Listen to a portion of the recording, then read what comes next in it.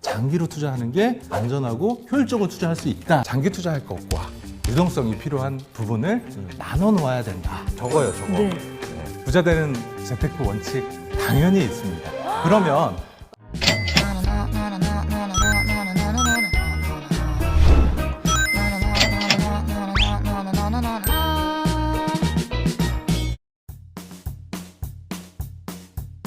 돈 모으는 것도 부자가 되는 것도 인생이잖아요. 그런 게 이 기본 원칙들을 듣고 인생 계획을 세워 나갈 거잖아요. 어때요? 인생의 계획이 어때요? 제주도 같은 자연 좋은 곳에 집도 짓고 라이브 카페도 만들어서 뭐 진짜 이 일을 다시 해야 될 때는 서울로 잠깐 올라오고.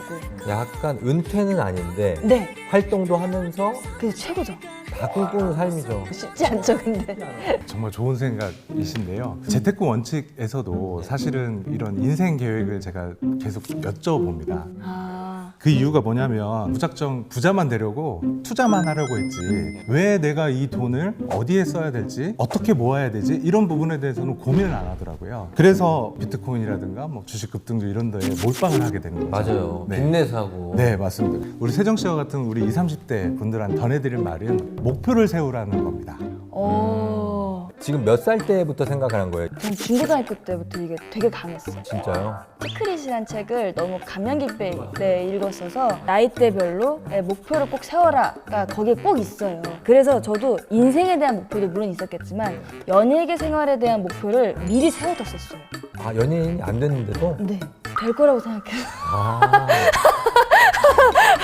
그럼 40대 가면 진짜로 라이브 카페를 하겠네요. 네, 그렇지 않을까요? 그럼 과연 이 목표를 이룰 수가 있는지 알아볼 수 있는 방법이 있다면서요? 100만 원의 여윳돈이 만약에 생긴다면 이거를 어떻게 쓸 건지 세정 씨는 과연 어떻게 쓸 건지 한번 궁금해서 물어보고 싶습니다. 네. 지금 제가 하고 있는 대로 적어봤거든요. 30% 정도는 저축에 쓰고요. 40%는 적금에 쓰고 이제 25% 정도는 주식이나 투자에 쓰고 5%는 지금 주택 청약에 넣고 있습니다. 지금 이미 계획이 다 있구나. 아니 지금 그냥 지금 하고 있는 게 우리 그렇습니다. 세정이는 계획이 다 있구나. 아, 있습니다. 이미 다 세워놨어요. 너는 계획이 다 있구나. 이 플랜을 보니까 세정 씨 칭찬해주고 싶어요. 이 20, 30대는 생각하지 못했던 계획들이거든요. 그리고 또 제가 첫 번째 유동성 리스크 관리를 하라고 했듯이 이렇게 여윳돈을 대비해서 모은다는 개념을 가지고 접근하는 것도 굉장히 좋을 것 같은데 근데 이제 중요한 거는 그러니까 장기 투자는 어렸을 때부터 빨리 시작을 해야 되는데 이 부분에서 조금 여유가 되신다면 투자 비율을 조금 더 올려야 되지 않을까요? 너무 무서워요. 왜 무서워요? 그걸 다 버리는 것 같아요. 뭔가 기분이. 은퇴 관련된 투자가 너무 멀어 보이고 뭐 그때 가서 모아야 되겠지라고 생각하실 수 있는데 제가 아까 두 번째 원칙이 뭐라고 그랬죠? 장기 투자라고 말씀을 드렸죠. 그래서 하루라도 빨리 준비를 해야 적은 돈으로 나중에 큰 돈을 만들 수가 있다는 내용입니다. 이제 IRP라는 개인 퇴직 인디비주얼 리타이어먼트 펜션이죠. 펜션. 연금저축은 나중에 연금을 받을 수 있게 지금 모아놓는 돈을 얘기하는 거거든요. 연금저축은 55세부터 타거든요. 5억 만드는데 수익률 만약에 8%로 가정을 하고 지금 30년 투자할 때 33만 원이면 됩니다, 월. 그런데 10년 뒤에 하게 되면 81만 원을 준비해야 됩니다. 20년 뒤에 하게 되면 258만 원을 준비해요. 이게 장기 투자의 효과인 거죠. 네, 아직은 그 세정 씨가 투자에 대해서 좀 무서워하는 부분이 있어서 그런 것 같은데 안 무서운 투자도 좀 얘기를 해주시면. 연금저축 계좌나 IRP 계좌는 계좌 이름인 거고요. 그 안에서는 펀드라든가 뭐 ETF라든가 뭐 여러 가지 그 상품들을 내가 다양하게 운용하실 수가 있으십니다. 직접 투자를 할 수도 있고 간접 투자를 할 수도 있고. 직접 투자는 안 되고요. 안 돼요? 네, 펀드하고 ETF 정도 가능하고 있습니다. 펀드하고 ETF 알아요? 아니요. ETF라고 상장지수 펀드라고 해서요. 네. 펀드를 주식처럼 상장시켜 놓은 거예요. 이건 더 무식한 질문인데요. 뭐예요? 아, 이거 너무 무식하게 나오는 거 아니야? 한번 진짜 무식하면 얘기해 줄게요. 그래요? 네, 그러면 잘라주셔야 돼요. 갑니다. 예, 무식한 질문. 주식하고 펀드는 뭐가 다른가요? 주식은 내가 멜론에서 그냥 내가 음악을 하나 콕 집어가지고 듣는 거가 주식이고요. 김세정의 꽃길만 사서 들으면 주식. 주식. 김세정 곡 몰아듣기 하면 그게 펀드. 뭐 트로트가 좋다라고 하면 트로트, 발라드가 좋다고 하면 발라드 이렇게 스타일에 맞게 고르잖아요. 그게 하나의 펀드라고 보시면 될 것 같아요. 아까 제가 펀드는 그러니까 연금저축과 IRP에서 할 수 있다 그랬잖아요. 그러니까 거기다가 펀드를 넣으시고 주식을 매달 일정 금액을 사다 보면 이 주식에 대한 부분과 경제의 상식 이거를 가지고 투자의 비율을 또 바꿀 수도 있는 거잖아요. 일정 부분은 주식을 조금 해보시는 것도 좋으실 것 같습니다.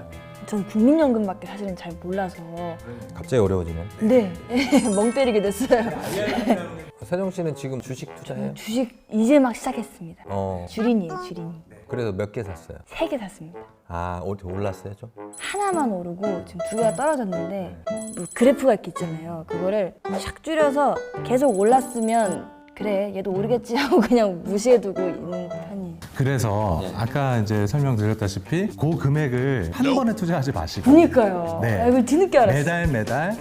매달 사는 게 가장 중요합니다. 그러면 안전하고 효율적으로 하실 수 있습니다. 떨어지면 또 좀 사고. 그렇죠. 그리고 또 다른 재테크도 궁금한 거 있어요? 지금 사실 월세에 지내고 있거든요. 근데 이제 주변의 친구들 보면은 전세는 어차피 나중에 집 빼면 돌려받는 돈이니까 라고 생각하면서 그냥 전세를 가는 친구들이 많은데 그냥 대출하면 무섭게만 느껴지거든요. 전세료를 하게 되면 이자를 내잖아요. 대출을 네, 받으면. 네, 네. 금융 쪽에 계신 분들은 부채를 자산으로 인식을 하거든요. 맞아요. 부채도 자산이에요. 에? 부채도 자산에 들어가요. 아, 다 갚고 나면 제 돈이니까요? 네. 내 돈도 아닌 거, 은행 돈인데. 네. 이자하고 월세하고 비교를 하거든요. 제가 실제로 오피스텔에 뭐 3억짜리 이렇게 산 적도 있는데요. 이거를 대출을 받으면 월 이자가 그러니까 80%까지 대출을 하니까 2억 4천, 2억 4천 대출. 대출이잖아요. 그러면 이자가 2.5% 요즘 이 정도 나오니까 월 45만 원? 아, 어. 근데 저희 집을 월세로 하게 되면 3천에 100 이렇게 받습니다. 그렇게 받죠. 나머지 돈 55만 원을 내가 더 내는 거잖아요. 그쵸. 네, 월세보다 싸게 먹히네요. 무조건 전세로 가시는 게 맞으실 것 같아요. 어쨌든 세정 씨가 어쨌든 재테크 기본 원칙을 세우는데 오늘 좀 도움이 되지 않을까. 그리고 네. 세정 씨랑 비슷한 20대에 그쵸. 좀 그 재테크 고민하시는 분들이 있어요. 그러면 어떻게 세부적으로 계획을 세울 것이냐에 대해서 오늘 좀 알아봤습니다. 많은 얘기를 해봤는데요. 좀 약간 내가 좀 시야가 좀 선명해진 것 같지 않나요? 네. 안경을 써야 되는지도 모르는 상태로 살다가 이제 처음 안경을 낀 느낌이에요. 그래. 아, 이 세계가 이런 거였구나. 오늘 배웠던 것 중에 난 이건 꼭 해야 되겠다. 내일부터. 일단 통장을 새로 파서 지금 7개인데 또 8개째. 하나 파서 네. 펀드 투자도 한번 알아보기, 연금, 저축, 더 목표 세우기가 있을 것 같습니다. 박정 이사님 오늘 어떠셨어요? 같이. 아, 네. 오늘 세정 씨하고 이렇게 얘기를 하게 돼서 너무 기쁘고 영광스럽고 그렇습니다. 요즘에 이제 하고 있는 비트코인이라든가 주식 급등주 뭐 이런 것들 쫓아가시는 분들 보면 굉장히 좀 안타까워요. 어떤 재테크 원칙이라든가 이런 걸 지키지 않으면서 그냥 몰빵하게 되는 이렇게 되면 손해날 확률이 큽니다.